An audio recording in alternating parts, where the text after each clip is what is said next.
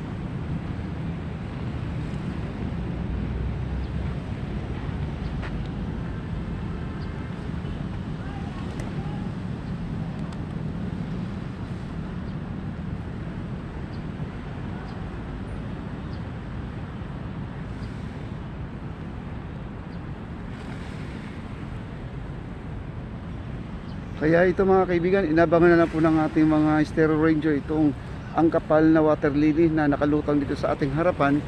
At abang-abang lang po sila kasi hindi nila pwedeng puntahan yan kasi malalim po banda dyan. Kaya dito lang po nila inaabangan ang kanilang trabaho. Hindi sila pwedeng sumugod. Ayan. Nag-chat yung MMR. Yes po, 7.3. Trisita Reganyan, maraming salamat din sa iyo. Okay, mag-ingat po. Nagkalindol ang sabi ni Ma'am Marife Nueva Garbo. Maraming salamat din sa iyo, Ma'am Marife. Hi Ma'am Marife Nueva Garbo. Mega shout out. Kumusta na po kayo dyan? Yes, thank you so much.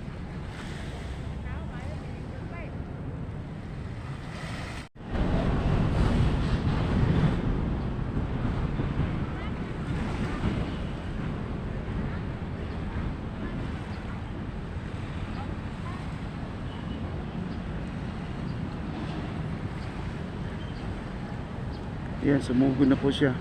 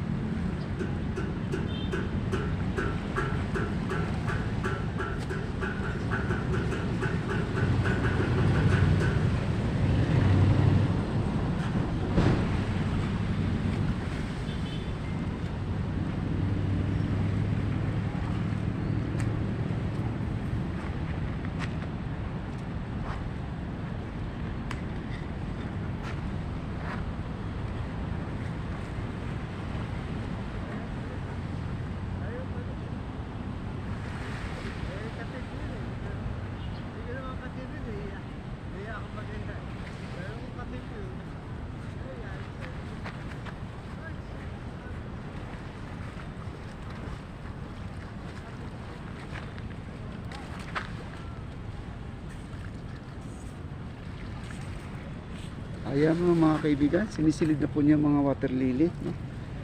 At di po natin alam kung ilang sako yung nakalutang ngayon dyan. Ang dami oh, yung kapal.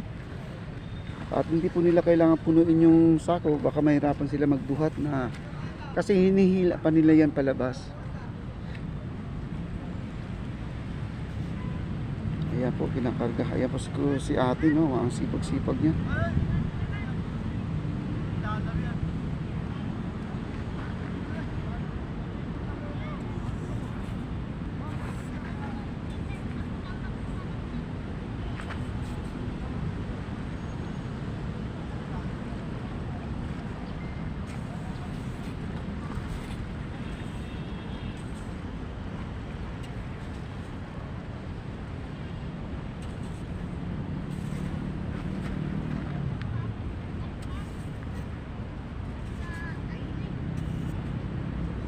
ang kapal ng water lily. Ayun o, malapit na po sa harapan natin yung water lily. Ayan, naaabot ng kanyang panungkit. Ayan. Yun na lang po inaantay nila dito kapag na dumaong na dito sa gilid ang kapal ng water lily na yan. Medyo hindi na po sila abutin ng tanghali. Kasi hindi po sila titigil dito pag hindi na ubos yung basura, mga kaibigan.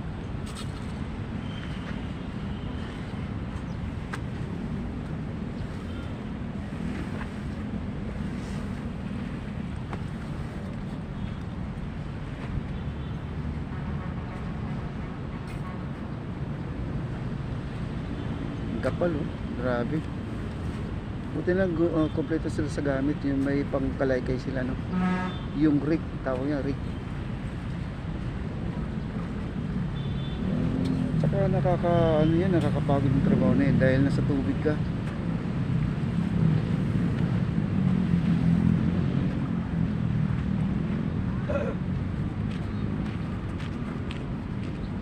Yan, may tagahakot. Siya lang po naghahakot, mga kaibigan yun.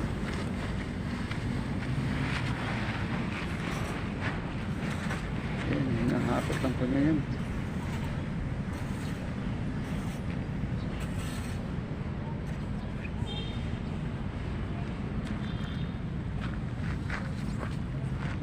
Ayan, abot ng kamay niya, mga kaibigan, abot na. At dito tayo di distansya para makikita po natin.